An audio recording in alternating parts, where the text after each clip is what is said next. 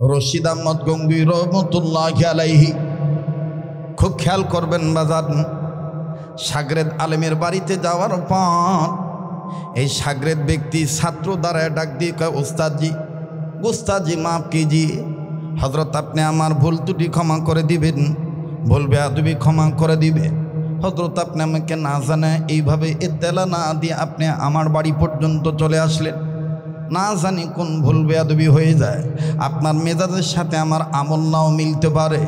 আরে বাবাজি, রশিদ আহমদ গঙ্গি রহমতুল্লাহি আলাইহি ডাক দিয়ে বললেন, বেটারে আমি তোমার বাড়িতে থাকার জন্য আসি নাই, তোমার বাড়িতে আমি খাওয়ার জন্য আসি নাই, বেটারে তোমার কাছ থেকে আমি কিছু পাওয়ার জন্য আসি নাই। মনে রেখো বেটা, তোমাকে আমি বলে দিই, আল্লাহ রব্বুল আলামিন কুদরতি ইশারাসি আল্লাহর প্রতি থাকে, আর আল্লাহ যদি চান ওই এলাকায় আল্লাহর ইশারায় আল্লাহ আল্লাহওয়ালা ব্যক্তিদেরকে নিয়ে যান। সুবহানাল্লাহ বলেন, আবার বলেন না সুবহানাল্লাহ। রশিদ আহমদ গঙ্গি রহমতুল্লাহি আলাইহি বললেন, বেটা রে আমি তোমায় বলে দিচ্ছি বেটা, আমি তোমার বাড়িতে থাকার জন্য আসি নেই, ও বেটা খাওয়ার জন্য আসি নেই। এবার বাড়িওয়ালা আলেম ছাত্র ডাক দিয়ে কয়, উস্তাদজি আপনার দরবারে থেকে, আপনার সোহবতে থেকে, আপনার কাছ থেকে হাদিস মুখস্থ করে, মাসলা মাসাইল জেনে এলেম অর্জন করে আমল করেছি, এম সফল হওয়ার বৈশিষ্ট্য ধরে রেখেছি। ওস্তাদজি আপনি শিখাইছেন মেহমানদারি করা সুন্নত, মেহমানের কদর করা সুন্নত। ওস্তাদজি আমি আপনার কাছে বলতে চাই, অনুমতি যদি দিতেন আপনি ওয়েট করেন বাড়িতে, আমি আপনার জন্য বাজার করে নিয়ে আসি। বাজান একটা ব্যাগ হাতে নিলেন, লম্বা কথা সংক্ষেপ করে দিলা। আমি শুধু বুঝাইতে চাই আল্লাহওয়ালাদের যে বাতনি চোখ খোলা, অন্তরের চোখ যে খোলা, ইন্নামা ইয়াখশাল্লাহা মিন ইবাদিহিল উলামা।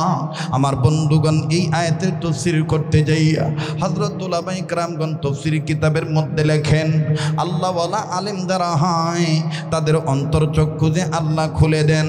মুফতি রশিদ আহমদ গঙ্গি রহমতুল্লাহি আলাইহি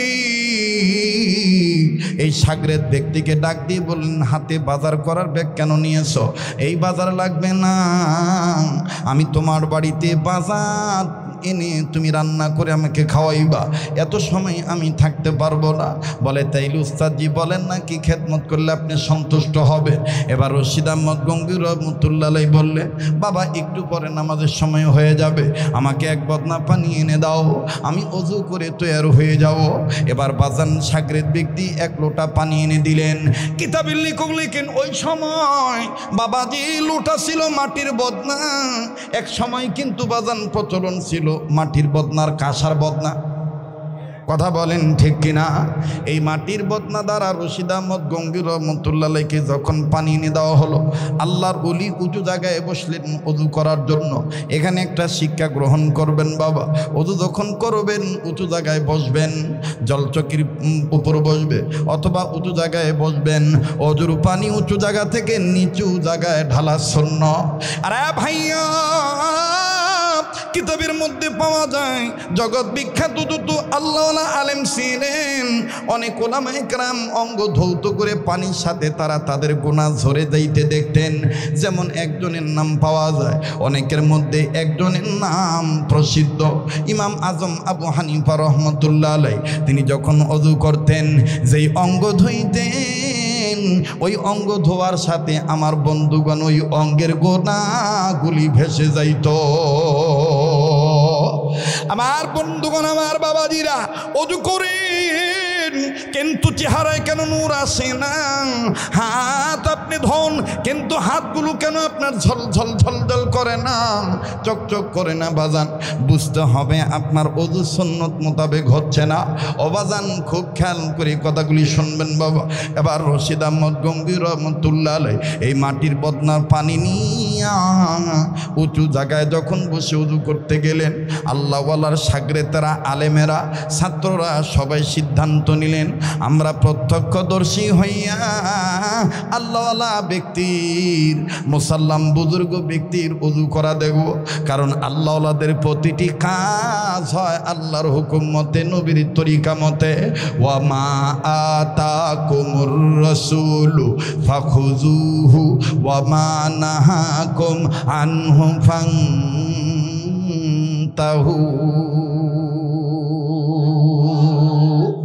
অনেকেই ভাবতে পারেন না, মানুষ কম হোক, কিন্তু আমার দিল বলতেছে মাহফিল আরশের মালিকের দরবারে কবুল হয়ে গেছে। মানুষ তো আয়ুব বাচ্চু হলেও মানুষ হয়, কথা কয় না। দয়ালের মোড় থেকে শুরু করে এই উকিল পাড়ায় যদি 50টা কুত্তা না ভুক ভুক করান যায়, নওগাঁর ভাষাত কয়, তাও তো মানুষের ঠিকই লাগবে। তার জন্য কি সফল? কুত্তা ভেবাইলে সফল, কথা কয় না।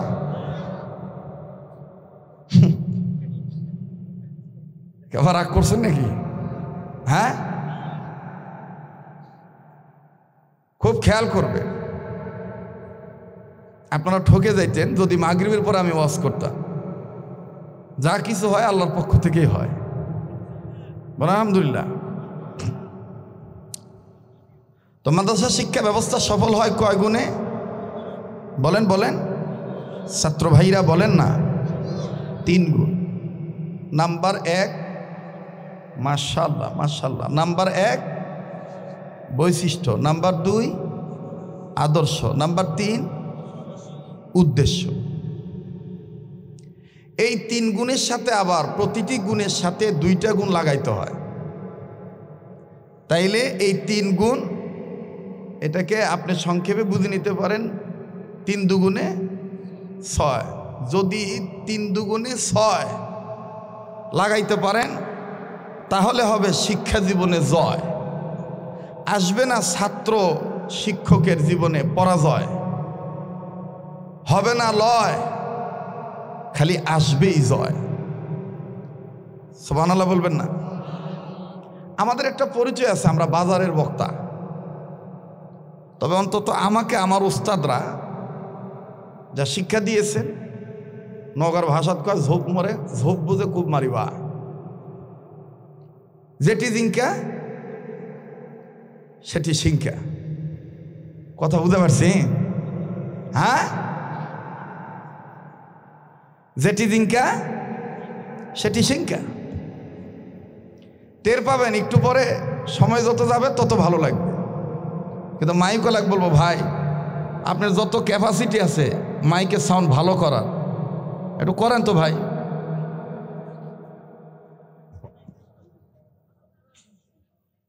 কি ভাই, ঠিক না?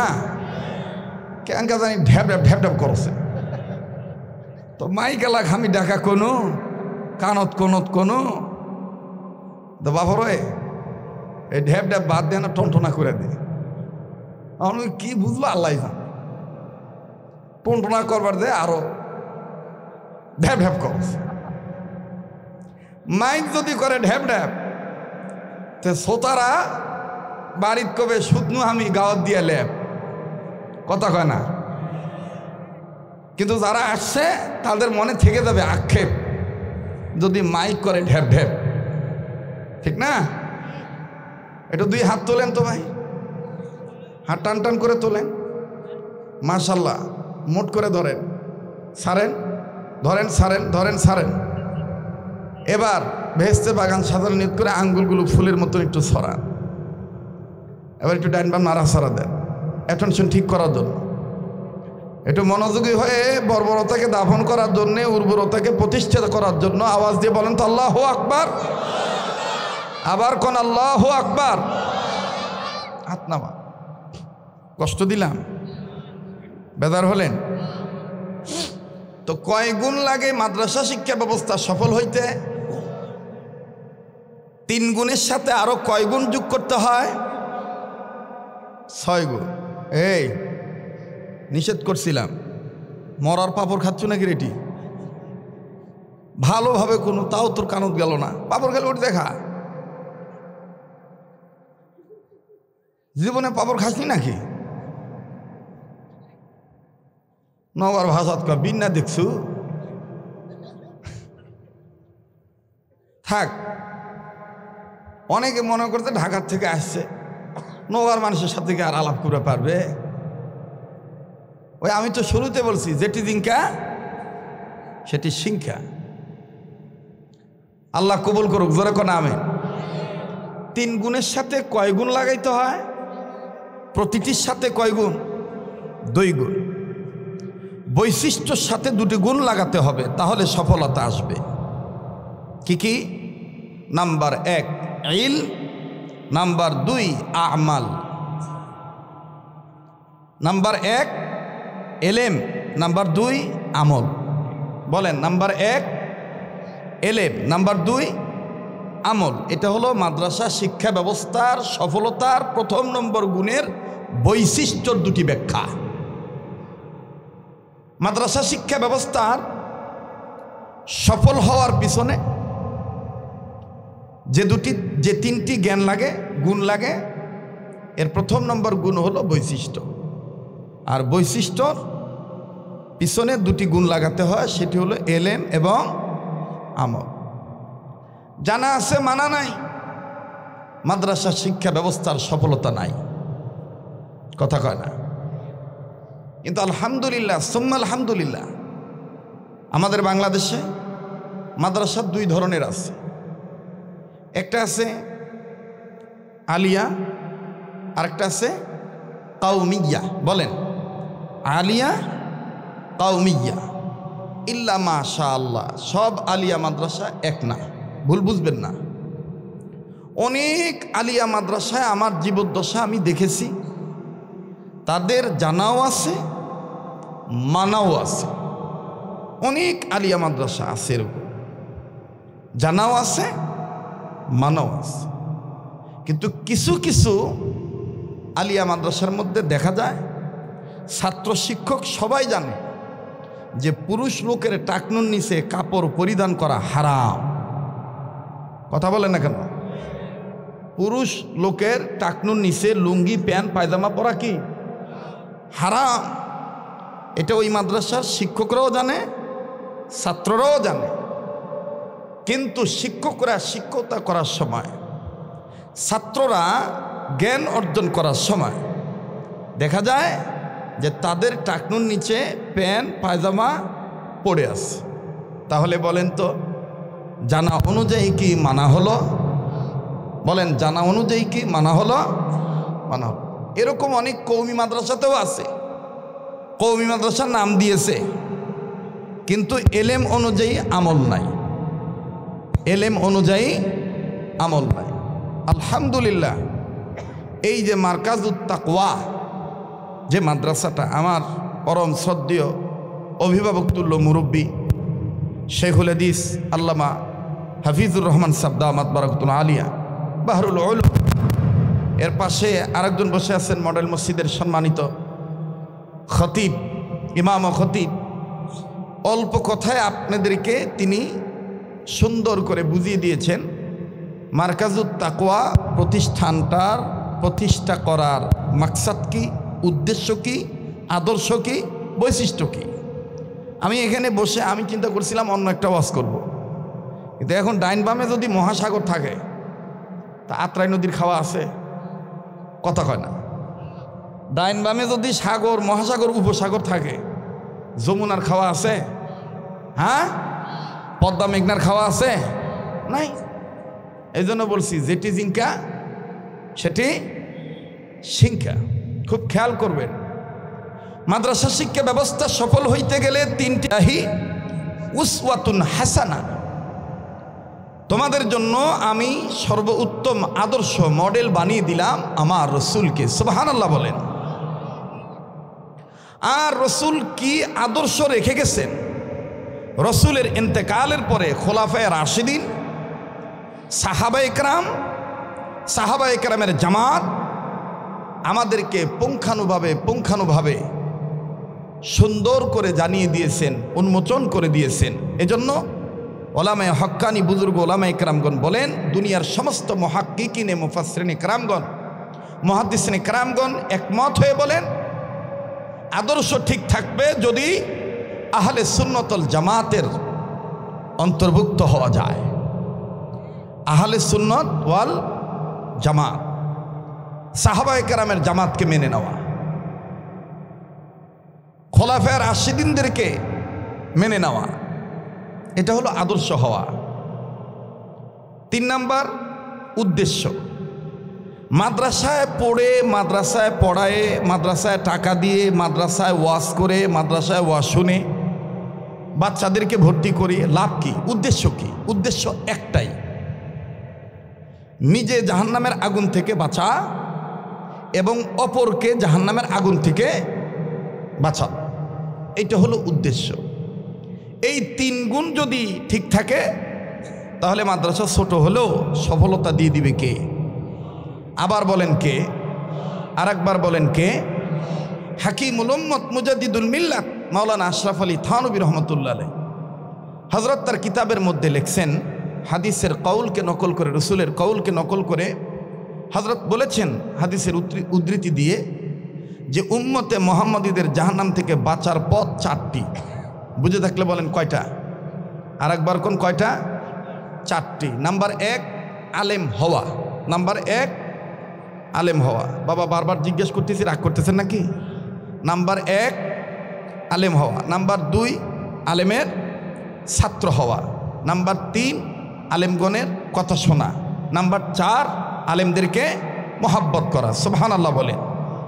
আমরা এখানে যারাই এসেছি, বসেছি, উপস্থিত হয়েছি, আমরা সবাই এই 4 দলের অন্তর্ভুক্ত, ঠিক কিনা বলেন? আমার বন্ধুগণ, তাইলে এই 4টা কথার সাথে আলেমের সম্পর্ক আছে না নাই? আলেমের নাম আছে না নাই? আছে। আলেমের সম্পর্ক এলেমের সাথে, আর এলেমের সম্পর্ক রব্বুল আলামিনের সাথে। আলেমের সম্পর্ক কিসের সাথে বাবা? এলেমের সাথে। আর এলেমের সম্পর্ক আলমের মালিকের সাথে। আলমের মালিককে বলেন, আলমের মালিককে? আল্লাহ। হযরত মাওলানা জালালউদ্দিন রুম রহমতুল্লাহ আলাইহি, যাকে আমরা মাওলানা জালালউদ্দিন রুমি বলে চিনি, তিনি তার কিতাবের মধ্যে লিখছেন যে আমি একবার এক বড় সাগরের কিনারে দাঁড়িয়ে, কথা শুনতেছেন কি আপনারা? বড় সাগরের কিনারে দাঁড়িয়ে আল্লাহকে বললাম, আল্লাহ আপনি আকাশ কি দিয়ে সাজিয়েছেন, জমিন কি দিয়ে সাজিয়েছেন, আমি একটু জানতে চাই। আল্লাহওয়ালারা আল্লাহর সাথে কথা বলতেন, এটা কি বিশ্বাস হয়? কথা বলে না, বিশ্বাস হয়? বলবেন হুজুর আমরাও কি আল্লাহর সাথে কথা বলতে পারবো? হ্যাঁ, মুসা নবী তুর পাহাড়ে যে আল্লাহর সাথে কথা বলতেন, জাকারিয়া নবীকে করাত দিয়ে যখন চিপতে লাগলো, তখন জাকারিয়া নবী আল্লাহর সাথে কথা বললেন। ইব্রাহিম খলিলুল্লাহকে যখন অগ্নিকুণ্ডে নিক্ষেপ করা হলো, তখন ইব্রাহিম নবী আল্লাহর সাথে কথা বললেন। ইউসুফ নবীকে যখন তার ভাইয়েরা কুয়ার মধ্যে ফেলে দিলেন, তিনি তখন কার সাথে কথা বললেন? আল্লাহর সাথে কথা বললেন। আমার নবী মুহাম্মদ সাল্লাল্লাহু আলাইহি ওয়াসাল্লাম, তিনাকে যখন আল্লাহ তাআলা উর্দুগমনের সফরে নিয়ে গেলেন, আমার নবীর সাথে আল্লাহও কথা বললেন, আল্লাহর সাথে আমার নবীও কথা বললেন। কিন্তু নবীজি বললেন, আল্লাহ আপনি সব নবীদের সাথে কথা বলেছেন, আমার সাথেও কথা বললেন, আমার উম্মতদের সাথে কথা বলবেন না? আল্লাহ তখন বললেন যে তোমার উম্মতরা আমার সাথে কথা বলতে পারবে, তোমার উপরে আমি রব কুদরতি পার্লামেন্ট থেকে তোমার বিশ্ব মিনিস্টারিতে যে বিধান নাজিল করে দিলাম, আই গড ইজ রিভিল, আমি যে আইন তোমার উপর নাজিল করলাম। বলেন মুসলমানদের সংবিধানের নাম কি? এত আসতে বললেন, মুসলমানদের সংবিধানের নাম কি? কোরআন। আল্লাহ বললেন, ওগো নবী মুহাম্মদ, এই কোরআনুল কারীমের এক নাম কালামুল্লাহ। এই কোরআন যারা তেলাওয়াত করবে, এই কোরআনের শিক্ষা দীক্ষা যারা গ্রহণ করবে, আমি আল্লাহর সাথে তারা কথা বলবে। বলেন না সুবহানাল্লাহ। আমার বন্ধুগণ, তো আল্লাহওয়ালারা আল্লাহর সাথে কথা বলতে, মাওলানা জালালউদ্দিন রুম রহমতুল্লাহ আল্লাহকে বললেন, আল্লাহ আকাশ কি দিয়ে সাজাইছেন, জমিন কি দিয়ে সাজাইছেন জানতে চাই। আল্লাহ বললেন, রৌনকো বজমে সামারা আজ কাওয়াকিব কারদাই, রৌনকো বজমে জমিরা আজ ওলামা কারদাই। হে জালাল, আমি আকাশ সাজাইলাম সামারা তারকা দিয়ে, আর জমিন সাজাইলাম আজ ওলামা কারদাই, আমার মাহবুব বান্দা ইলমওয়ালা আল্লাহওয়ালা আলেমদেরকে দিয়া। সুবহানাল্লাহ বলেন। মোহতারাম হাজরিন, আমার বন্ধুগণ, তাহলে আলেমদের দাম আছে না নাই? বলেন, আলেমদের দাম আছে না নাই? এই আলেম তৈরি হওয়ার কারখানা হলো এই ছোট বড় মাদ্রাসা। আমাদের এক বুজুর্গ বলতেন, হযরত মাওলানা মুহাম্মদুল্লাহ হাফিজ জুজুর রহমতুল্লাহ, তিনি বলতেন কওমি মাদ্রাসাগুলি প্রত্যেকটা দিনই প্রতিষ্ঠান, আলিয়া হোক কওমি হোক, মুসলমানদের জন্যে প্রতিটি গ্রামগঞ্জে যখনই যে মাদ্রাসা হবে সে মাদ্রাসাটা ওই এলাকার জন্যে ইসলামী দুর্গ, ইসলামিক ক্যান্টনমেন্ট, ইসলামিক ক্যান্টনমেন্ট। এই ক্যান্টনমেন্ট যদি ঠিক থাকে তাহলে যে এলাকায় ক্যান্টনমেন্ট ঠিক থাকবে, ইসলামের দুর্গ ঠিক থাকবে, ওই এলাকায় গাঁজা সাপ্লাই হবে না। এই যে কথা আসতে বলতেছে, ওই এলাকায় কি হবে না? গাঁজা সাপ্লাই হবে না। ওই এলাকায় বাবা ট্যাবলেট আমদানি রপ্তানি হবে না। যারা কথা আসতে বলবে মনে করবেন ভিতরে ভেজাল আছে। জোরে কথা বলেন। ইসলামিক ক্যান্টনমেন্ট যে এলাকায় থাকবে ওই এলাকায় কখনোই বাউল নামের ফাউলেরা ফাউল গান ফাউল কর্মকাণ্ড চালিয়ে যেতে পারবে না। ইসলামিক ক্যান্টনমেন্ট যে এলাকায় ঠিক থাকবে ওই এলাকায় কোশ্চেন কালো মুসলমানদের চোখের উপরে আঙ্গুল রেখে রাম বাম চ্যাটার্জি মুখার্জি গঙ্গোপাধ্যায় চট্টোপাধ্যায় হরিদাস পাল ল্যান শ্যান কোশ্চেন কালো তাগুতের কোনো শক্তি মাথা চারা দিয়ে উঠতে সাহস পাবে না। আমার বন্ধুগণ, আমার ভাইরা, এই মাদ্রাসাগুলি প্রত্যেকটা মাদ্রাসা হলো ইসলামিক ক্যান্টনমেন্ট। তো এই ক্যান্টনমেন্ট হওয়াতে আপনারা খুশি না বেজার? আবার বলেন, উম্মতে মুহাম্মদীদের জাহান্নাম থেকে বাঁচার পথ কয়টা? জোরে কোন কয়টা? জাহান্নাম থেকে আপনি বাঁচতে পারবেন তখনই জমিনের উপরে, ভাই মাদ্রাসার কর্তৃপক্ষ আর এই বাচ্চাগুলোকে একটু থামাইতে হবে, এদেরকে থামাতে। আর এই কোনায় যারা কথা বলতেছেন ভাই, এই যে মোবাইলওয়ালারা, ভিডিও ম্যান, আপনারা ডিস্টার্ব দিবেন না। আপনারা আসছেন কথা রেকর্ড করে নিয়ে এগুলা বেঁচে খাবেন, তা জাগ দিয়ে চলবেন, তার কথায় বাধা দিবেন না। আর এগুলো আমাদের লাগে না। আসছেন কথা বলবেন না, এটা অন্য বক্তা না যে কি হয় হোক ওই ওর ওয়াজ করে দেয়, হবে না ভাই। ক্লাস মনে করতে হবে। কথা বলেন ঠিক কিনা? আমার বন্ধুগণ, আমার ভাইরা, আপনি জমিনের উপরে যত ভালো কাজ করবেন জমিনের নিচে মরার পরে তত কথা কয় না। মাটির উপরে যত ভালো কাজ করবেন মাটির নিচে তত, বলেন, মাটির উপরে যত ভালো কাজ করবেন মাটির নিচে তত ভালো থাকবেন। আমাদের পরম শ্রদ্ধেয় ওস্তাদ হযরত মাওলানা আব্দুর রাজ্জাক সাহেব, তিনি আমাকে বলতেছেন, বাবা তোমার ওই গজলটা খুব হৃদয়ে লাগছে ওই দিন আদমদিঘি মাদ্রাসাতে তুমি বলছিলে। আমি বললাম কোনটা হুজুর? কয় যে তুমি যেটা নিজে লিখছো, নিজে সুর দিছো।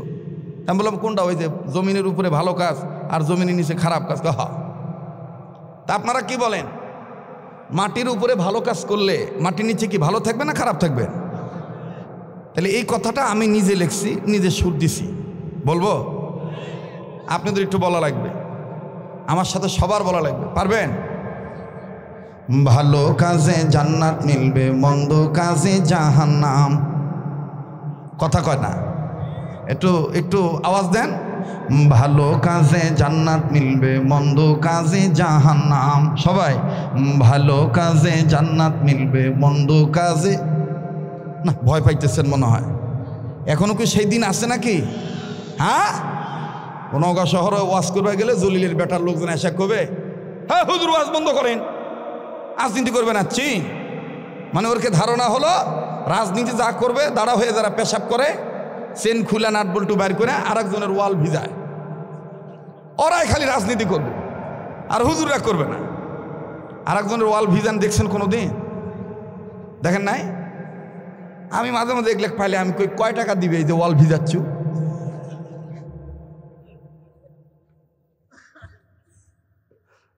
বাস্তব না বাস্তব? ধোয়া নাই মোছা নাই, কোনো মতন ধারা দিয়ে আবার ভিতরে ঢুকায়। উইও যায়, হোমিওপ্যাথির ফোঁটা টপ টপ করে পড়িচ্ছে।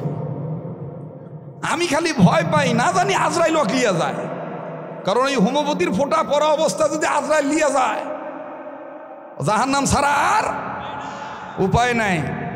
ভালো কাজে জান্নাত মিলবে, মন্দ কাজে জাহান্নাম। সবাই ভালো কাজে জান্নাত মিলবে, মন্দ কাজে, না আওয়াজ আরো বাড়বে, ভালো কাজে জান্নাত মিলবে, মন্দ কাজে, ভালো কাজে জান্নাত মিলবে, মন্দ কাজে জাহান্নাম।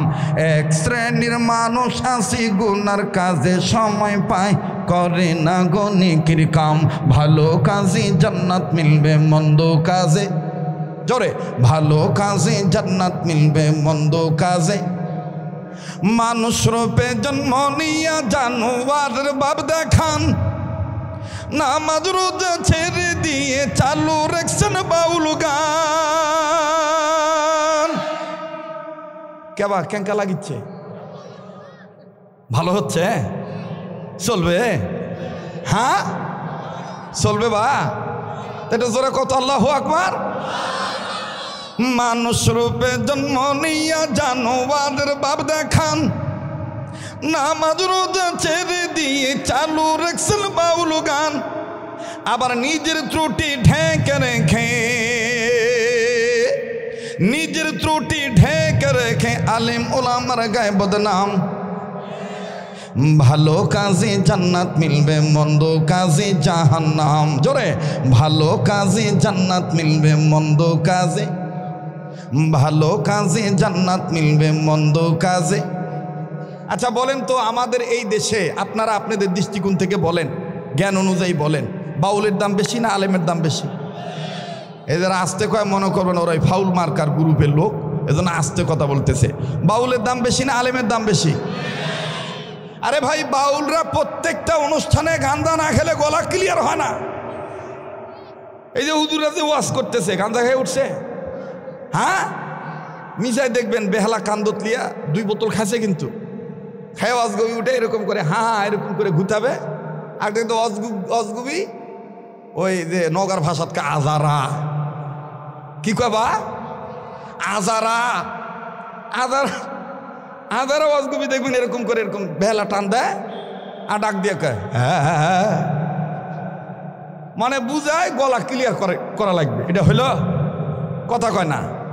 যারা আল্লাহর কোরআন তেলাওয়াত করে, যারা আল্লাহর কোরআনের পক্ষে থাকে, তাদের গলা সব সময় ক্লিয়ার কে রাখে? যারা বলেন কে?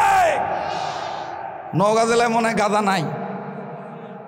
আমি তো হিসাব করে দেখছি, আমাদের বাংলাদেশে পুরুষ লোকের চরিত্র ধ্বংস হওয়ার পিছনে, জীবন ধ্বংস হওয়ার পিছনে যতগুলি কারণ, এর মধ্যে 2টা কারণ আমি বেশি খুঁজে পাইছি।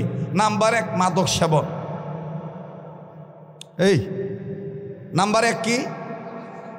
নাম্বার 1 মাদক সেবন। নাম্বার 2 নারীদের বেপরদায় চলন ফিরন। অন্য যে জায়গা থোয়ার কথা বা ও জায়গাত নাই। এগুলোর 3 জায়গায় বসান্ত ভাই। এ হুজুর এনা বামত আসতো বা, হ্যাঁ বামত আয় তো বা, বাঁয়ে আয়, বাঁয়ে হেঁটে। রাগ করতেছেন নাকি? হ্যাঁ জি, খুব খেয়াল করবেন। যেটা বলতেছিলাম যে অন্য যে জায়গায় থোয়ার কথা সে জায়গায় থোর না। তুই কোথায় থাকে? বাপরে, তুই মুখস্থ করে আসছো নাকি রে? অন্য এটাকে আমি আমার জ্ঞান দ্বারা সাজাইছি। পয়েন্টত না থুইয়া জয়েন্টত বাদা থুয়ে দেয়।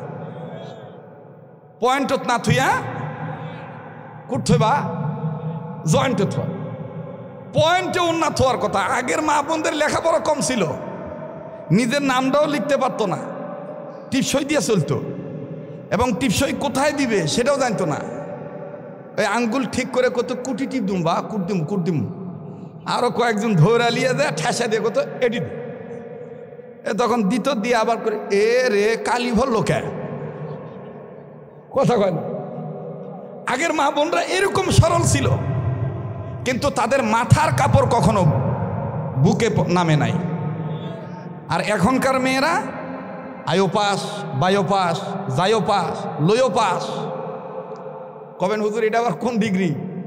আয়ো পাস মানে ভাল লাগলেই হয়, কে কি কয় ওদিকে তাকানোর দরকার নাই। অবশ্যই এই এলাকাতেই রোগ নাই, যত রোগ খালি ঢাকায়। কিন্তু আফসোস আমার সমাজে বিচার হয়, ইফতিজিং কে করে তার বিচার হয়, কিন্তু ইফতিজিং কেন হয়? গাঞ্জা যে খায় তার বিচার হয়, কিন্তু গাঁজা যে বিক্রি করে তার বিচার হয় না। কথা কন ঠিক কিনা? আল্লাহ আমাদেরকে সহিবুল দান করেন। আবার বলেন আমিন। তো উম্মতে মুহাম্মদীদের জাহান্নাম থেকে বাঁচার পথ কয়টা? কয়টা? নাম্বার 1 আলেম হওয়া, নাম্বার 2 আলেমের ছাত্র হওয়া। এবার বলেন তো, আলেমের ছাত্র হইলে লাভ না লস? আর একবার বলেন, নাবলা লস? তাহলে আমি বলবো, আপনারা মুখস্থ করবেন, দেখি কার মুখস্থ হয়েছে। উম্মতে মুহাম্মদীদের জাহান্নাম থেকে বাঁচার পথ কয়টা? এই তো হয়ে গেল মাশাআল্লাহ। উম্মতে মুহাম্মদীদের জাহান্নাম থেকে বাঁচার পথ কয়টা? সবাই বলেন কয়টা?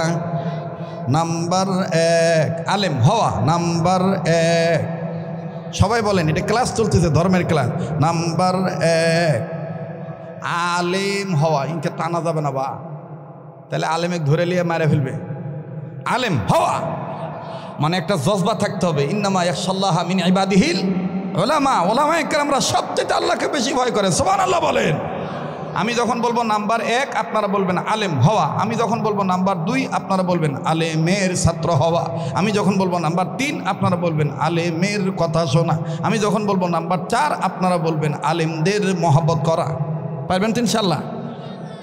উম্মতে মুহাম্মদীদের জাহান্নাম থেকে বাঁচার পথ কয়টা? নাম্বার 1 আলেম হওয়া, নাম্বার 1। নাম্বার 2 আলেমের ছাত্র হওয়া, নাম্বার 2। নাম্বার 3 আলেমের কথা শোনা, নাম্বার 3। নাম্বার 4 আলেমকে মহব্বত করা, নাম্বার 4। এই 4 পথের প্রতীক হবে যারা, কবরে হাসরে মিজানে সিরাতে খাবে না ধরা। সুবহানাল্লাহ বললেন না? সুবহানাল্লাহ বললেন না? আমি 3টা কথা হুজুরদের কাছে জমা হয়ে গেলাম, কোনোদিন কোনো জায়গায় আসলে ওই 3 কথার ব্যাখ্যা বলে দেবো। আজকে শুধু 2 নম্বরটা বলি, আলেমের ছাত্র হওয়া। 2 নম্বর কি? আলেমের।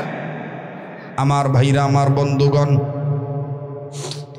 আলেম ওলামার ছাত্র হইলে লাভ কি? নিজের সন্তানকে কোরআন শিক্ষা দিলে দেখেন বাজান ফায়দা কি, ফজিলত কি। বাবাজি, কোনো দিকে কোনো নজর নাই, নিজের দিকে নিজে চিন্তা করবেন। যেহেতু নিজের কবর নিজের যাওয়া লাগবে। মান আরাফা নাফসাহু ফাকাদ আরাফা রাব্বাহু। যে নিজের চিহ্ন সে আমার আল্লাহরে চিনল। যে নিজের চিনে নাই আমার বন্ধুগণ, সে আমার আল্লাহকে চিনতে পারে নাই। আরে বন্ধু, রব্বে কাবা ডাক দিয়ে বললেন, নবী গো, ইমান নামক দৌলত যারা অর্জন করেছি, ইমানদার বান্দা বান্দিদেরকে আমি আল্লাহ রব্বুল আলামিন ডেকে বললাম, ইমানদার বান্দা বান্দিগণ, তোমরা নিজের জাহান্নামের আগুন থেকে বাঁচো। নিজেদের অধীনে যারা আছে তাদেরকেও জাহান্নামের আগুন থেকে বাঁচাও। ভাইজান, এখানে একটা কথা আছে যেটা না বললে তাফসীর বুঝতে পারবেন না। আয়াতের হাকিকত আমার বন্ধুগণ বোঝা যাবে না।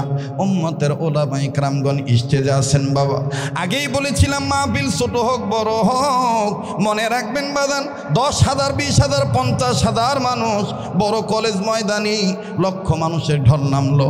ওই বড় মাহফিলে যে কোরআন হাদিসের আলোচনা হবে, 2 4 500 10 জন 20 জন মানুষ নিয়ে যদি আলেমরা কথা বলে, ওই 2 4 5 জন 100 200 মানুষের সামনে ওই কোরআন হাদিসের আলোচনায় হয়। কথা বলেন ঠিক কিনা? বাবাজি, আল্লাহ পাক বললেন, নবীজি, ইমানদার বান্দা বান্দিদেরকে আমি রব ডাক দিয়ে বললাম, ইমানদার বান্দা বান্দিগণ, এই জায়গায় যেই কথাটা আপনাকে বুঝতে হবে বাবা, ভালো করে দিলের কান লাগায় শুনবেন। মাওলানা আব্দুল মাজেদ দরিয়াবাদী রহমতুল্লাহ আলাইহি, তিনি তার তাফসীরে মাজিদের মধ্যে, কাজী সানাউল্লাহ পানিপতি রহমতুল্লাহ আলাইহি, তিনি তার তাফসীরে মাঝহারির মধ্যে, আমার বন্ধুগণ, আমার ভাইরা, এবং অন্য ভাইয়েরা অন্য যারা ইসলামী আন্দোলন পরিচয় দিয়ে যারা এই তাফসীরটা নিয়মিত মোতালা করেন, তাফসীরে ফি জিলালিল কোরআনের মুসান্নিফ আমার বন্ধুগণ সাইয়্যিদ মরহুম শহীদ কুতুব শহীদ রহমতুল্লাহ আলাইহি, তিনি তার তাফসীরে ফি জিলালিল কোরআনের মধ্যে মরহুম মাওলানা আমিনুল ইসলাম রহমতুল্লাহ আলাইহি তিনি তার তাফসীরে নুরুল কোরআনের মধ্যে, মুফতি মোহাম্মদ শফি রহমতুল্লাহ আলাইহি তিনি তার তাফসীরে মারিফুল কোরআনের মধ্যে, ওনার সুযোগ্য সাহেবজাদা আমার বন্ধুগণ আমার উস্তাদের উস্তাদ আমাদের দাদা হুজুর শাইখুল ইসলাম আল্লামা তকি উসমানী দামাত বারাকাতুল্লাহ আলিয়া পাকিস্তানের সাবেক জাস্টিসম্যান, তিনি একটা তাফসীর লিখেছেন বাবা, যেই তাফসীরটা অল্প দিনই গোটা পৃথিবীতে সারা পড়ে গেছে, মুসলিমদের হৃদয় কেড়ে নিয়েছে। যেই তাফসীরটার নাম হলো তাফসীরে তাওজিহুল কোরআন। আল্লামা তকি উসমানী তিনি তার তাফসীরে তাওজিহুল কোরআনের মধ্যে, আরে ভাইয়া আবার যেই তাফসীরের ব্যাখ্যা করা হয়েছে শুধুমাত্র হাদিস দ্বারা, আল্লামা ইবনে কাসির রহমতুল্লাহি আলাইহি তিনি তার তাফসীরে ইবনে কাসিরের মধ্যে বাবাজি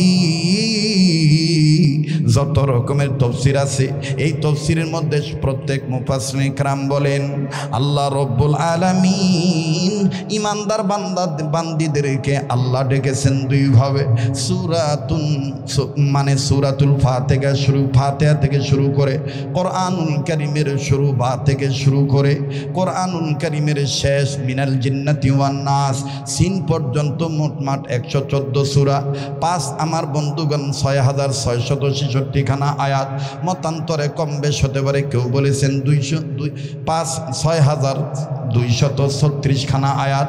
আমার বন্ধুগণ টোটাল কোরআনুল কারীমের মাধ্যমে আল্লাহ পাক ইমানদার বান্দা বান্দীদেরকে যতভাবে ডাক দিয়েছেন দুইভাবেই আল্লাহ পাক ডেকেছেন। আল্লাহ রব্বুল আমিন কোন জায়গায় বলেছেন ইয়া আইয়ুহান নাস, আবার কোন জায়গায় আল্লাহ পাক বলেছেন ইয়া আইয়ুহাল্লাযিনা আমানু। আওয়াজ দিয়া বলেন না সুবহানাল্লাহ। আমি যেই আয়াতি কারিমার অংশ তেলাওয়াত করেছি সূরাতুত তাহরিমের, আমার বন্ধুগণ এক আয়াতের অংশ বিশেষ প্রথম অংশের মাধ্যমে আল্লাহ পাক ইমানদার বান্দা বান্দীদেরকে ডাক দিয়ে বললেন ইমানদার বান্দা বান্দীগণ তোমরা নিজেরা জাহান্নামের আগুন থেকে বাঁচো, তোমাদের অধীনে যারা আছে তাদেরকে জাহান্নামের আগুন থেকে বাঁচাও। বুঝে থাকলে বলেন বাজান ইমানদার বান্দা যারা বান্দি যারা তাদের জাহান্নামের আগুন থেকে বাঁচতে হবে নির্দেশ কার? আর একবার আওয়াজ দিয়ে বলেন না নির্দেশ কার? আমার ভাইরা জাহান্নামের আগুন থেকে নিজের বাস্তবীয় পরকে বাঁচাইতে হবে, নির্দেশ হলো আল্লাহর। আর নবী মুহাম্মদ সাল্লাল্লাহু আলাইহি ওয়াসাল্লাম তিনি বলেছেন আমার উম্মতে মুহাম্মদীদের জাহান্নাম থেকে বাঁচার পথ হলো 4টি। নাম্বার 1 আলেম হওয়া, নাম্বার 2 আলেমের ছাত্র হওয়া, নাম্বার 3 আলেমগণের কথা শোনা, নাম্বার 4 আলেমদেরকে মহব্বত করা। আসেন বন্ধু 2 নম্বর কথাটার ব্যাখ্যা আমি আপনাদের জানাই দিই, কেন সন্তানদেরকে ইলমে দ্বীন শিক্ষা দিবেন না? বাজান আলেমরা তো বলে না আপনার সন্তানকে ডাক্তার বানায়েন না, আলেম ওলামারা বলেন না যে আপনার সন্তানকে ইঞ্জিনিয়ার বানায়েন না, আলেম ওলামাগণ বলেন না আপনার সন্তানকে ডক্টর বানায়েন না, আলেম ওলামাগণ বলেন না আপনার সন্তানকে মেকানিজম ইঞ্জিনিয়ার মিস্ত্রি বানায়েন না। আলেমগণ বলেন যা বানানোর ইচ্ছা তাই বানান, কিন্তু আল্লাহ রসুলের যে কথা তলাবুল ইলমি ফারিদাতুন আলা কুল্লি মুসলিম, প্রতিটি মুসলিম নন নারীর উপরে ইলমে দ্বীন শিক্ষা করা ফরজ, ইলমে দ্বীন শিক্ষা করা ফরজ।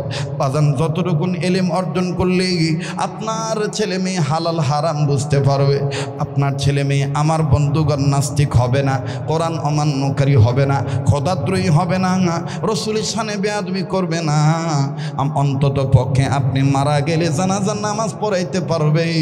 এই ধরনের এলেম আমার বন্ধুগণ তাকে শিক্ষা দেওয়া। পাক না পাক কালাম কালেমা নামাজ রোজা ইলমে দ্বীন শিক্ষা দেওয়া প্রতিটি মুসলিম নারীর উপর ফরজ। বাবাজি কোনো দিকে কোনো খেয়াল নাই। আল্লাহ পাক ডাক দিয়ে বললেন নবীজি আমি আল্লাহ তাআলা ইমানদার বান্দা বান্দীদেরকে বললাম ইমানদার বান্দা বান্দীগণ তোমরা নিজেরা জাহান্নামের আগুন থেকে বাঁচো, নিজেদের অধীনে যারা থাকবে তাদেরকে জাহান্নামের আগুন থেকে বাঁচাও। এই প্রসঙ্গে বাজানো দুনিয়ার জমিনের উপরে আসমানের নিচে যত বড় বড় তাফসীরের কিতাব আছে তার মধ্যে বাজান ওলামা উলামায়ে কেরামদের কাছে মশহুর জমহুর মকবুল একটা তাফসীর কিতাব, নাম হলো তাফসীরে কাবির। এই তাফসীরে কাবিরের মুসান্নিফ ফখরুদ্দীন রাজি রহমাতুল্লাহি আলাইহি তিনি তার তাফসীরে কাবিরের মধ্যে লিখেছেন, ইয়া আইয়ুহাল্লাযিনা আমানু কু আনফুসাকুম ওয়া আহলিকুম নার। ইমানদার বান্দা বান্দিগণ, তোমরা নিজেরা জাহান্নামের আগুন থেকে বাঁচো, নিজেদের অধীনে যারা আছে তাদেরকেও জাহান্নামের আগুন থেকে বাঁচাও। এ ভাইও, বাবা শুধু নামাজ পড়লেই হবে না, বাবা সন্তানকেও নামাজের তালকিন দিবি, নামাজের আমার বন্ধুগণ ডাক দিবি। আমার ভাইরা, মা শুধু নামাজ পড়লেই হবে না, মা তার মেয়েকেও নামাজি বানাবে। বাবাজি, নেতা শুধু নামাজ পড়লেই হবে না, নেতার অনুসারীদেরকেও নামাজের দাওয়াত দিতে হবে। কথা বলেন ঠিক না বেঠি? ওরে মুসলমান, দিনের কান লাগায় কথাগুলি শুনবেন। ফখরুদ্দীন রাজি রহমাতুল্লাহি আলাইহি তিনি সুন্দর করে তাফসীরে কাবিরের মধ্যে লিখেছেন, আল্লাহর একজন পয়গম্বর নিজে তার কর্ম করার জন্য যাচ্ছিলেন, আল্লাহর নির্দেশ মানিয়া পয়গম্বরও যখন যাচ্ছিলেন নিজের কর্মের দিকে চলিয়া, হঠাৎ করে যাওয়ার পথে একটা কবর দেখলেন। এই কবরটার দিকে যখন পয়গম্বর তাকাইলেন, নজর করে দেখতেছেন কবরের মধ্যে ভয়ঙ্কর আযাব হইতেছে, সাংঘাতিক আযাব হইতেছে। পয়গম্বর কবরের আযাব দেখে, কবরওয়ালার হালত দেখে, এই দূর অবস্থা দেখে পয়গম্বর কাউকে কিচ্ছু বললেন না, শুধুমাত্র নিজের সাদাত আঙ্গুলের মাথার মধ্যে কামড় দিলেন আর ডাক দিয়ে বললেন, প্রভু হে, আপনি তার কবরের আযাব মাফ করিয়া দেন, আল্লাহ আপনি তাকে মাফ করিয়া দেন। আরে ভাইয়া, কবরের আযাব মুমিন যারা হয়, মুমিনদের কিন্তু অন্তর্চক্ষু আছে। আল্লাহওয়ালা যারা হয়, আল্লাহওয়ালাদের চোখ হলো চারটা আগা, দুটি হলো বাজান চর্ম চোখ, আর দুটি হলো অন্তরের চোখ। কথা বলেন ঠিক না বেঠিক? লম্বা করব না বাজান। ডাইন বামের সামন পিছনে উম্মতের উলামায়ে কেরাম বসা আছেন। জগৎ বিখ্যাত একজন বুজুর্গ ছিলেন, যার নাম মুফতি রশিদ আহমদ গঙ্গী রহমাতুল্লাহ আলাইহি, যাকে বলা হতো কুতুবুল এরশাদ, ফকিহুন নাফস, কুতুবে রব্বানী। হযরতুল আল্লাম মুফতি রশিদ আহমদ গঙ্গী রহমাতুল্লাহ আলাইহি, একটু খেয়াল করে শুনবেন বাজান, দিলের কান লাগায় শুনবেন। রশিদ আহমদ গঙ্গী রহমাতুল্লাহ আলাইহি তার 5-7 জন শাগরেদদেরকে নিয়ে আমার বন্ধুগণ নির্ধারিত একজন শাগরেদের বাড়িতে যাবেন। ওই শাগরেদের বাড়ি হইয়া আগা আমার বন্ধুগণ তিনি তার গন্তব্যে পৌঁছে যাবেন। কিন্তু মিডিল পয়েন্টে যখন শাগরেদের বাড়ি পড়ল, এই শাগরেদকে না জানে তিনি শাগরেদের বাড়িতে চলে গেলেন। শাগরেদও ছিলেন আলেম। এখানে একটা কথা বোঝার আছে, এ বাবাজি, পীর যদি হয় আলেম, মুরিদরাও দেখবেন হবে আলেম, না হইলো তাদের সিরাত সুরত দেখবেন আলেম। কথা কয় না? আর পীর যদি হয় লালন, লালনের যত মুরিদ দেখবেন ওদের মধ্যে লালনের চেহারায় ফুটে ওঠে। সারা বাংলাদেশে যত জায়গায় গাঁজা বিক্রি হোক, তার চাইতে রিডবল গাঁজা বিক্রি হয় লালন শাহর মাজারে। কথা কয় না রে? হ্যাঁ। আর দেখবেন তাদের কি গলা, বাপরে বাপ, গলা দিয়ে আবার জায়েজ করে, শরীয়তের খাওয়া নাই, আমরা মারেফতের সাগরে হাবুডুবু খাই। কি খাও? ওর ওই গাঁজা খায়। আর গাঁজার যে কত নাম, আমি আজ পর্যন্ত খুঁজে শেষ করতে পারলাম না। এক সময় এক এক নাম, কেউ কয় গাঁজা, কেউ কয় সিদ্ধি, কেউ কয় শুকনা। সেদিন ওই যে মারামারি লাগছে, মারামারি লাগার পরে একজন আর একজন, তুই হামাক ফাটাবু, তুই সারা বছর শুকনা খায় শুকা থাকিস, তুই আমার সাথে পারবু? তো না, আমি ওকে জিজ্ঞেস করলাম, কেবা শুকনা আবার খায় কেমন করে? আপনি মৌলবী মানুষ, আপনি বুঝবেন। বইলাছেন গো গুরু মর সাইজি, লালন খাইলে সিদ্ধি, বাড়ি বিবুদ্ধি খাইলে সিদ্ধি, বাড়ি বিবুদ্ধি। কন এটা কি সত্য কথা না মিথ্যা কথা? মুসলমানরা একমাত্র আত্মপ্রশান্তি লাভ করিতে পারিবে আল্লাহর জিকির করার মাধ্যমে। কথা বলেন ঠিক কিনা? আর জিকিরের মধ্যে সর্বোত্তম জিকির হলো লা ইলাহা ইল্লাল্লাহু মুহাম্মাদুর রাসূলুল্লাহ সাল্লাল্লাহু আলাইহি ওয়াসাল্লাম। আর নফল ইবাদতের মধ্যে সর্বোত্তম নফল ইবাদত হলো কোরআন তেলাওয়াত করা। সুবহানাল্লাহ বলবেন না? একটু ধরে কোন সুবহানাল্লাহ। রাগ করতেছেন আপনারা? দোয়া করে দেব, হ্যাঁ মোনাজাত করে দেব? থামেন থামেন, দিমু দে বা অস্ত্রটা আমার আজকে মানে ফেভারেল লয়, বুঝেননি? মানুষ না হোক কিন্তু যন্ত্র যদি ঠিক থাকে মন্ত্র এমনি ভালো হবে, তা লয়? কিন্তু আজকে আমারও যন্ত্র নাই, এর কে যন্ত্র বাবা, ক্যাঙ্কা জানি ষড়যন্ত্র মনে হচ্ছে। যাই হোক, আল্লাহ হেফাজত করুন, জোরে কোনা আমিন। পৃথিবীতে এমন একটা যন্ত্র আছে, আবিষ্কার কে করলো খুঁজে পাওয়া যায় না, সেটা হলো ষড়যন্ত্র। সেটা কি? কথা কন কি?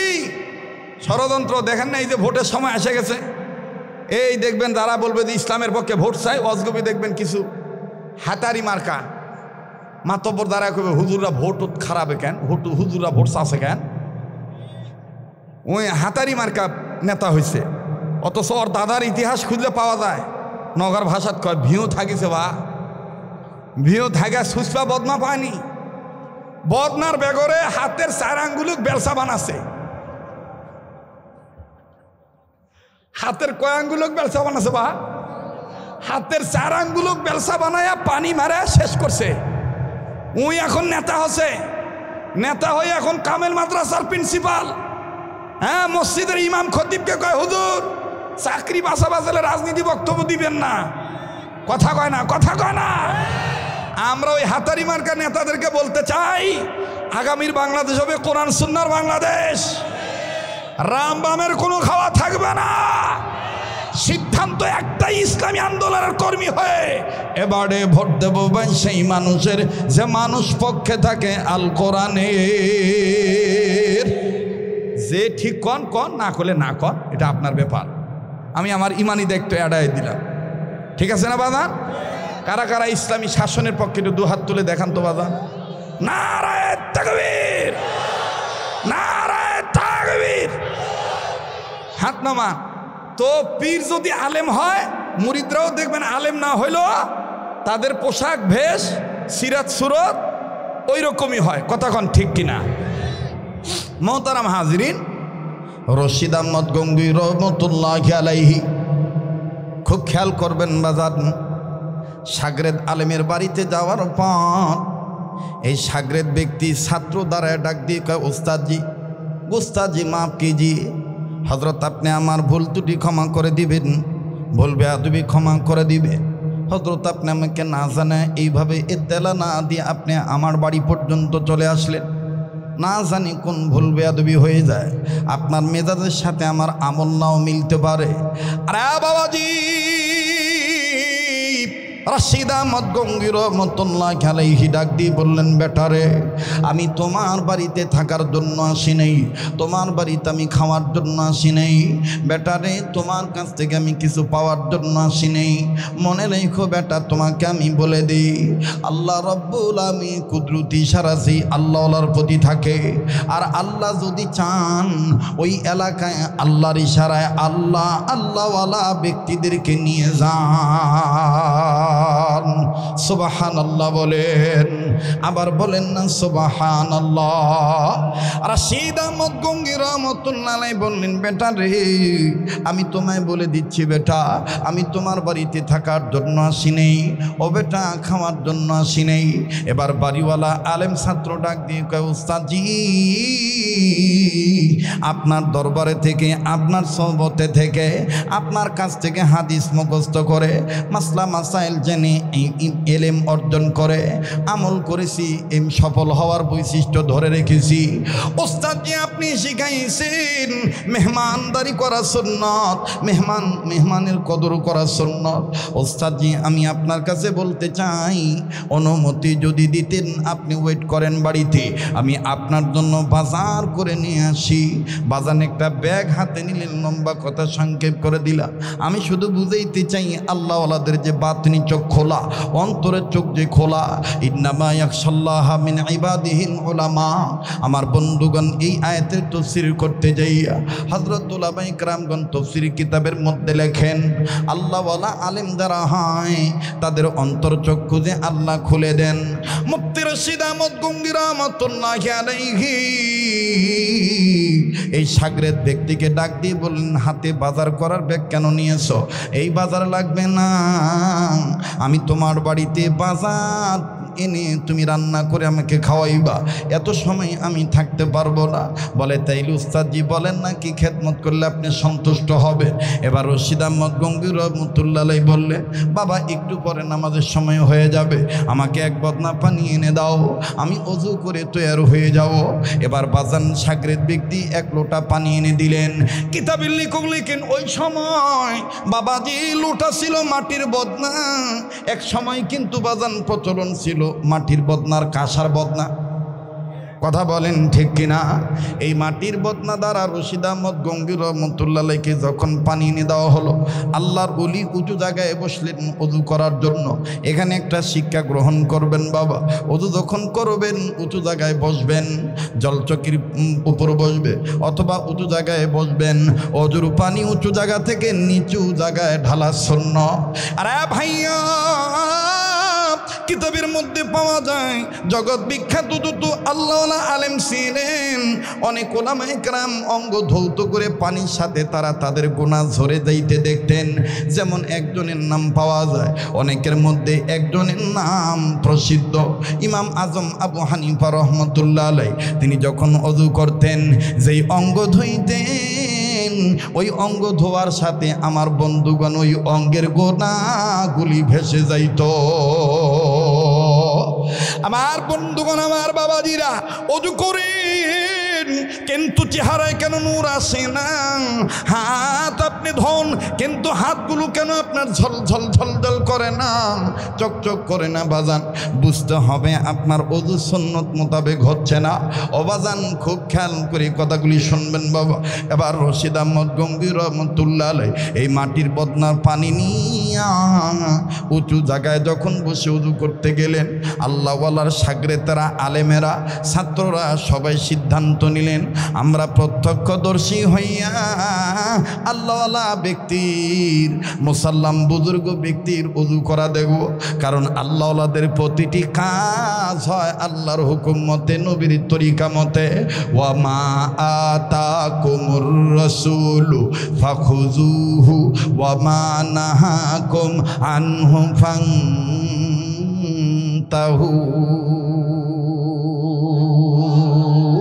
আল্লাহু আকবার, জোরে বলেন।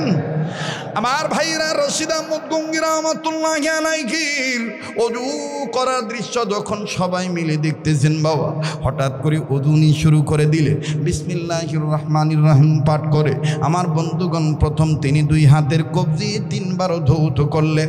এবার ওযুর মাসআলা অনুযায়ী, শরীয়তের বিধান অনুযায়ী হাত ধোয়ার পর মুখ ধুবে, মুখের মধ্যে তিনি পানি ঢুকাবেন, কুলি করবেন। আমার বন্ধুগণ কুলি করে তিনি পানি ফেলে দিবেন। তো সর্ব অঙ্গ তিনবার ধৌত করার জন্য বাজান রে, দ্বিতীয়বার যখন হাত ধোয়ার পর 2 নম্বরে মুখ ধোয়ার পালা যখন আসলো, মুখের মধ্যে যখন তিনি প্রথম পানি দিলেন, এই পানি দেওয়ার পর রশিদ আহমদ গঙ্গী রহমতুল্লাহ আলাইহি মুখ থেকে আর পানি ফেললেন না। কিতাবে লেখক লিখেন, রশিদ আহমদ গঙ্গী রহমতুল্লাহ আলাইহি মুখটা কেমন জানি কালো হয়ে গেল। তার মানে আপনাদের এই অঞ্চলের একটা প্রবাদ বাক্য আছে, পানি অনেক সময় বুকে খিল লাগে। কথা কয় না? কি লাগে বাবা? খিল লাগে। রশিদ আহমদ গঙ্গী রহমতুল্লাহ আলাইহি চেহারাটা কালো বর্ণ হয়ে গেল, চোখ দুটি লাল বর্ণ হয়ে গেল।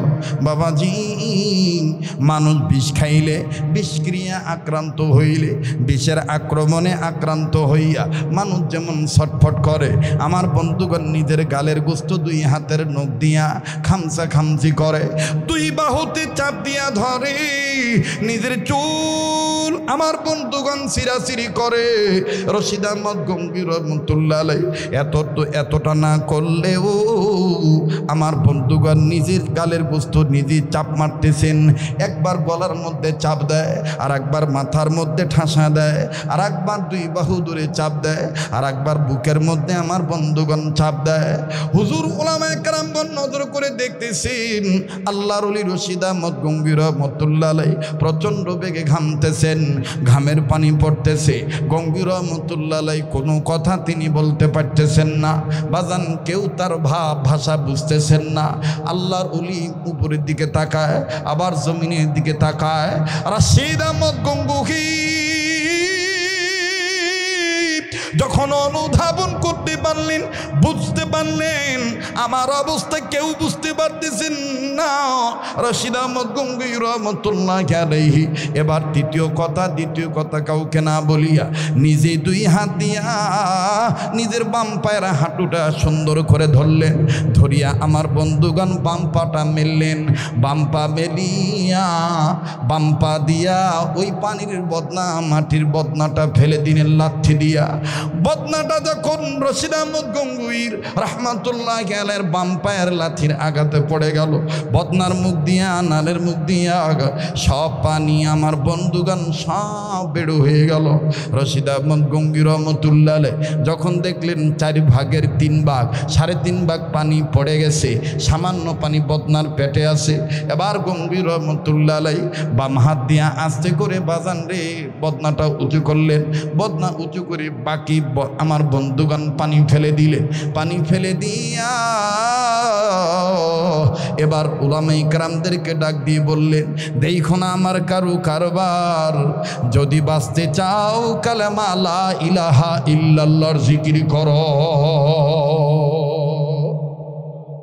আওয়াজ দিয়ে বলেন না সুবহানাল্লাহ। এবার সমস্ত শাগরেদগণ গঙ্গুহি রহমতুল্লাহ আলাইহির চতুর্দিকে দাঁড়ালেন, খুব খেয়াল করবেন। লা ইলাহা ইল্লাল্লাহর জিকির করলেন। লা ইলাহা ইল্লাল্লাহর জিকির যখন তিনি শুরু করলেন, আমার বন্ধুগণ গঙ্গুহি রহমতুল্লাহি আলাইহি আস্তে করে দাঁড়াইলেন। দাঁড়াইয়া 2 হাত ক্যাবলামুখী দিয়া আল্লাহকে ডাক দিয়ে বললেন, আল্লাহ ওই কবরওয়ালার কবর আযাব তুমি মাফ করে দাও, ওই কবরওয়ালার কবর আযাব তুমি মাফ করে দাও, ওই কবরওয়ালার কবরে আযাব তুমি মাফ করে দাও। 3 বার যখন বললেন রে বাবা, উপস্থিত ওলামায়ে কেরাম বললেন আল্লাহুম্মা আমিন। আলেমগণ শাগরেদগণ তিনারও বললেন 3 বার আল্লাহুম্মা আমিন। এইবার গঙ্গুহি রহমতুল্লাহি আলাইহি বসে পড়লেন। উপস্থিত ওলামায়ে কেরামগণ ডাক দিয়ে বলতেছেন, ওগো আল্লাহর ওলি, আমাদের সেরে তাজ, আমাদের মাথার মুকুট, উস্তাদুল উলামা, আপনি বলেন তো দেখি, আপনি কেন বদনাটাকে লাথি মারলেন আর বদনারও পানি, নিজেও অবশিষ্ট পানি আপনি ফেলে দিলেন? এরপরে আমাদের জিকির করতে বললেন, এরপরে আবার আপনি বলতেছেন ওই কবরওয়ালার কবর আযাব আল্লাহ তুমি মাফ করে দাও। হুজুর বুঝতে পারলাম না ঘটনা কি। রাশিদ আহমদ গঙ্গুহি রহমতুল্লাহি আলাইহি বললেন, বাবা তাইলে তোমরা যেহেতু জানতে চাইছো জেনে নাও, আমি তোমাদেরকে বলবো, তবে বাজান আর এক বদনা পানি এনে দাও। এবার বাজান আর এক বদনা পানি এনে দেওয়া হলো। এবারই বলা মা বোনেরা, ইয়া আইয়ুহাল্লাযীনা আমানু কু আনফুসাকুম ওয়া আহলিকুম নার। আল্লাহ পাক বললেন, ইমানদার বান্দা বান্দিগণ, তোমরা নিজেরা জাহান্নামের আগুন থেকে বাঁচাও, নিজেদের অধীনে যারা আছে তাদেরকে জাহান্নামের আগুন থেকে বাঁচাও। এমনি এমনি বাঁচা যাবে না, আল্লাহর হুকুম নবীর তরিকা মতে আমার বন্ধুগণ নিজের বাঁচতে হবে, অপরকে বাঁচাইতে হবে। একটু খেয়াল করে মনোযোগী হয়ে কথাগুলি শোনা চাই। রাশিদ আহমদ গঙ্গুহি রহমতুল্লাহি আলাইহিকে দ্বিতীয়বার যখন আবার ওই বদনাতে পানি এনে দেওয়া হলো, এবার আল্লাহর ওলি ওযু করবেন, করার আগে ডাক দিয়ে বললেন, আল্লাহ তুমি কবরওয়ালার কবর আযাব মাফ করছো কিনা আমি কিন্তু দেখবো। আল্লাহ না দেখা পর্যন্ত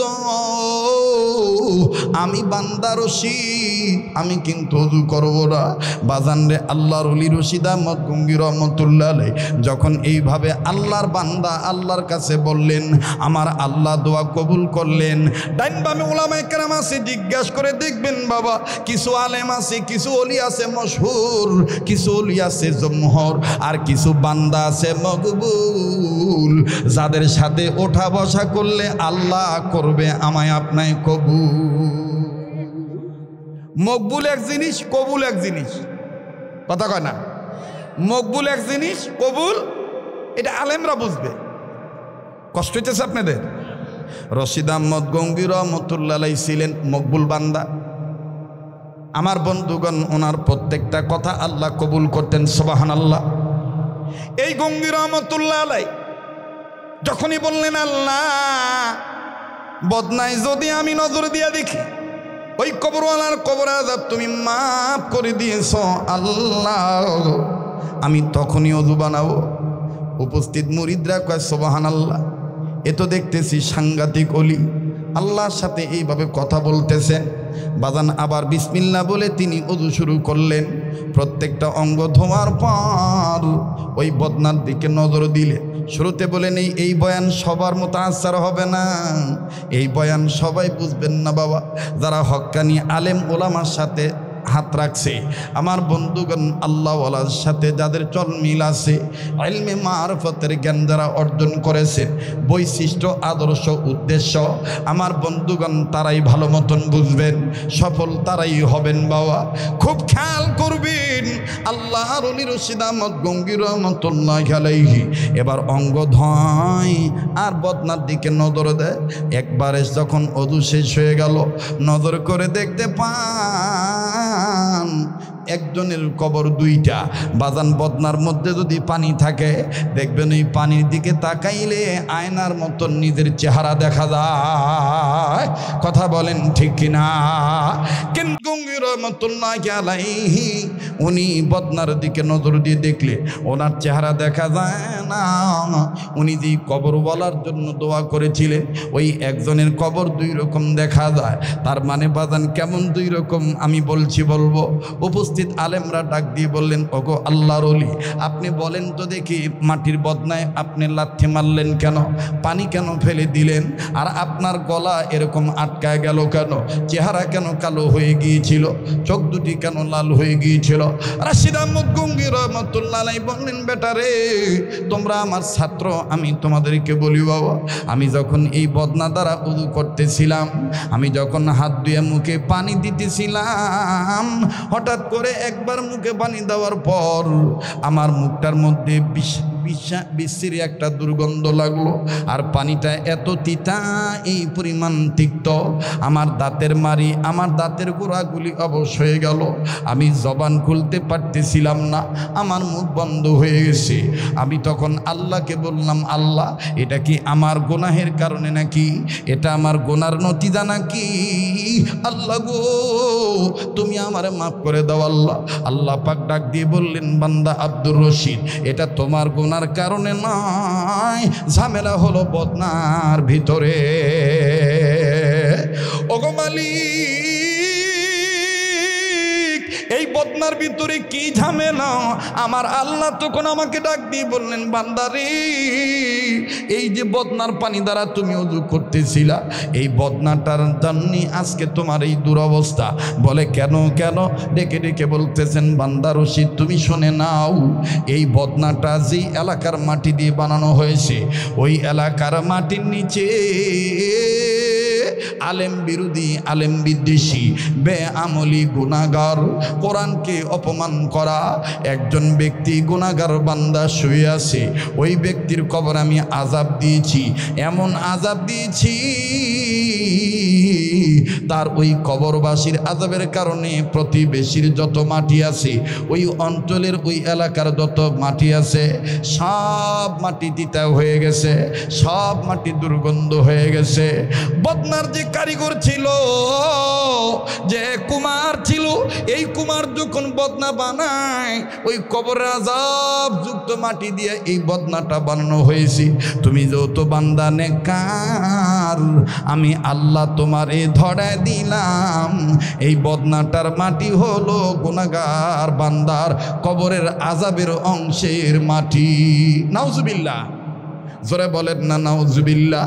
এবার আলেমগণ ডাক দিয়ে বলতেছেন ওগো আল্লাহর ওলি এরপরে কি হলো? কষ্ট হইতেছে আপনাদের? বিরক্ত হয়েছেন? বিরক্ত হইতেছেন? আর 10-15 মিনিট দেওয়া যাবে কি যাবে না? বলেন দেওয়া যাবে কি যাবে না? তাহলে আরেকবার বলেন আল্লাহু আকবার, আবার বলেন আল্লাহু আকবার।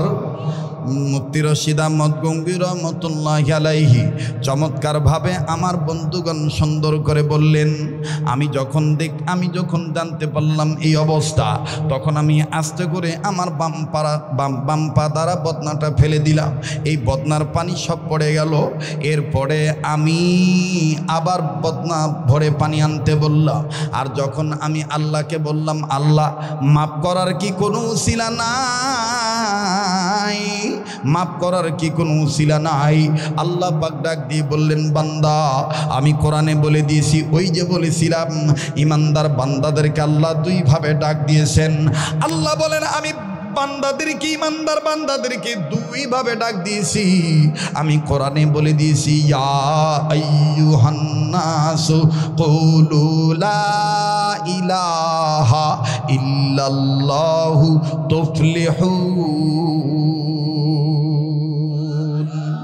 বান্দা তুমি যদি সফল হতে চাও, লা ইলাহা ইল্লাল্লাহর আইন মানো, লা ইলাহা ইল্লাল্লাহর চিহ্ন মানো, লা ইলাহা ইল্লাল্লাহর নির্দেশ মানো, লা ইলাহা ইল্লাল্লাহর রঙে রঙিন হও। আমার আল্লাহ তাআলা এক, আল্লাহ ছাড়া কোনো ইলাহ নাই। আইনদাতা, বিধানদাতা, রিজিকদাতা, মালিক, খালিক, বাঁচানেওয়ালা, মারনেওয়ালা ও ইজ্জত দেনওয়ালা, অসম্মান করনেওয়ালা আমার আল্লাহ ছাড়া আর কেউ নাই। লা ইলাহা ইল্লাল্লাহ। আল্লাহু আকবার। বলেন বাঁচানের মালিককে, আবার বলেন বাঁচানোর মালিককে। আমার বন্ধুগণ হায়াত বাড়ায় দেওয়ার মালিককে।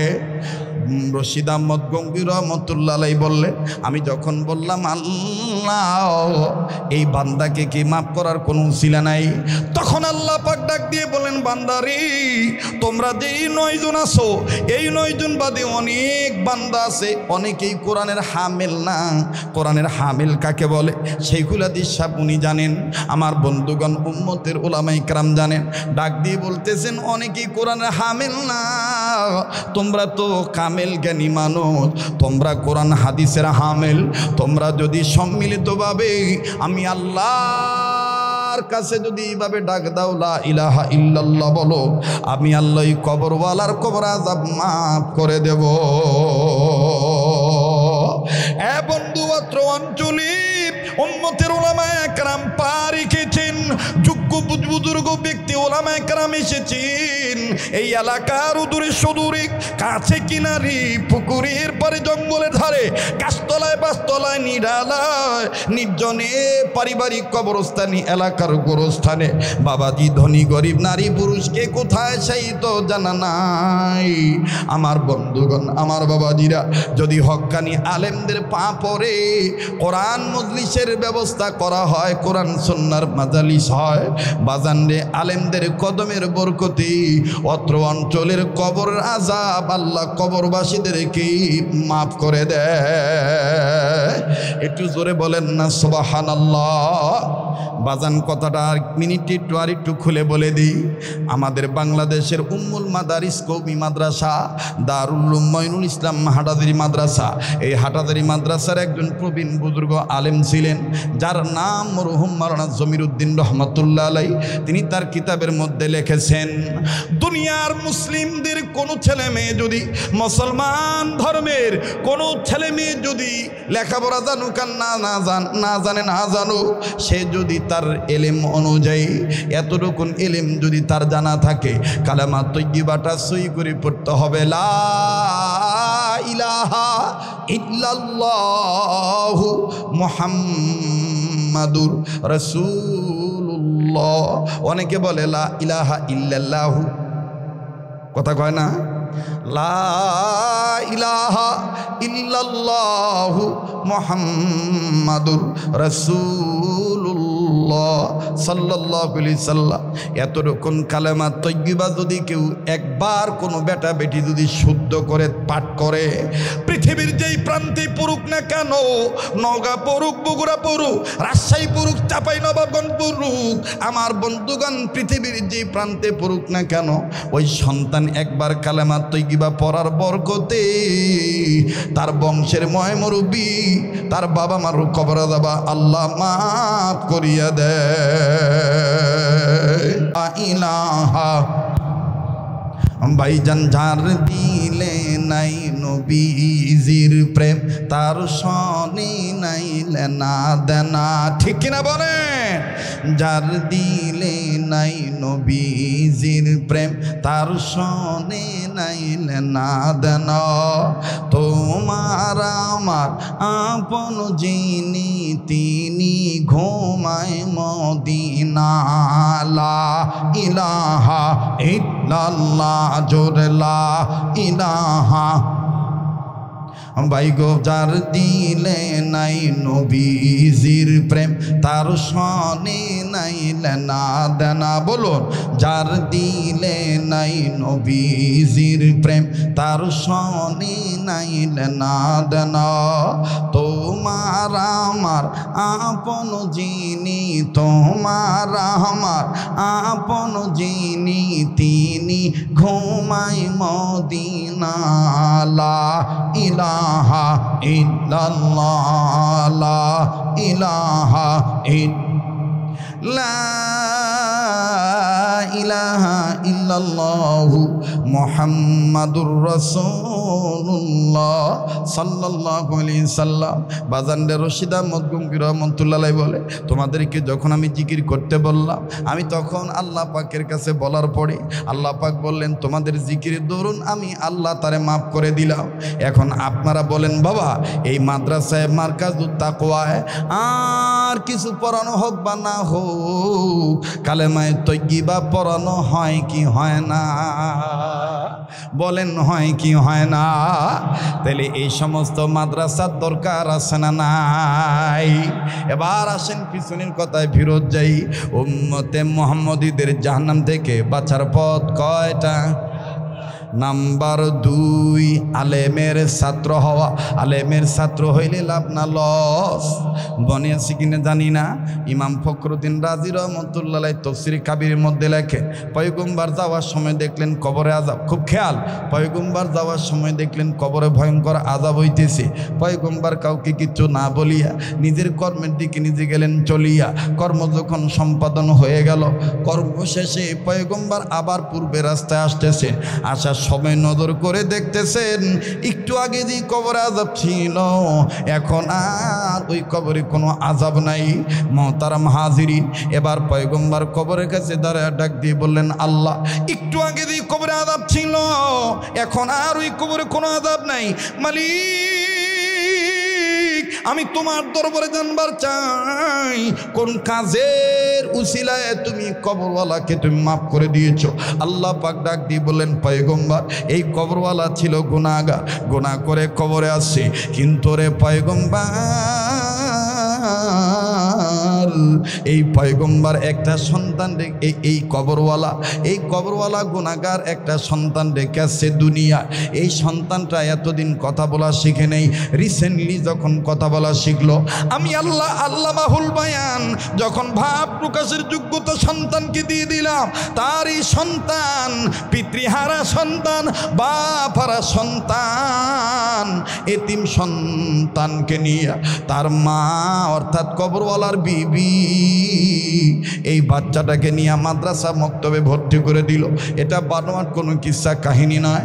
অবাজান ফখরুদ্দিন রাজি রহমতুল্লাহ আলাইহি তাফসীর কাবীরের মধ্যে লিখেছেন আল্লাহর পয়গম্বরকে আল্লাহ ডাক দিয়ে বললেন বান্দা আমার এই কবরওয়ালার বিবি এতিম সন্তানটাকে যখন মাদ্রাসা মক্তবে ভর্তি করে দিল, আর মাদ্রাসা মক্তবে ভর্তি হইয়া এই বাচ্চাটা আলেমে ছাত্র হইয়া যখন সর্বপ্রথম একটা সবক আদায় করলো, এমন একটা সবক আদায় করলো যে এক সবকের মধ্যে আমি আল্লাহর স্পেশাল 3টা নাম আছে, আর আমার স্পেশাল 3টা নামের সাথে আমি আল্লাহর গোপন 3000 নাম লাগানো আছে।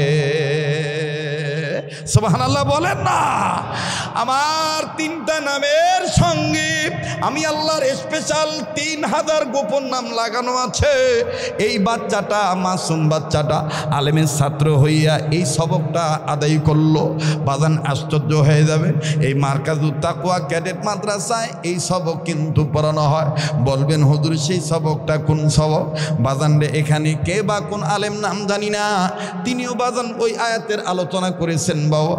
ফখরুদ্দিন রাজি রহমতুল্লাহ লেখে পয়গম্বরকে আল্লাহ ডাক দিয়ে বললেন, বান্দা এই বাচ্চাটা যে সবক পড়েছিল সবকটা ছিল এই বিসমিল্লাহির রহমানির, পড়েন না, বিসমিল্লাহির রহমানির। ও বাবা, পড়তে যার ভাল লাগবে বুঝে নিবেন, আল্লাহ আপনাকে কবুল করছে, বলেন না বিসমিল্লাহির রহমানির। আবার বিসমিল্লাহির রহমানির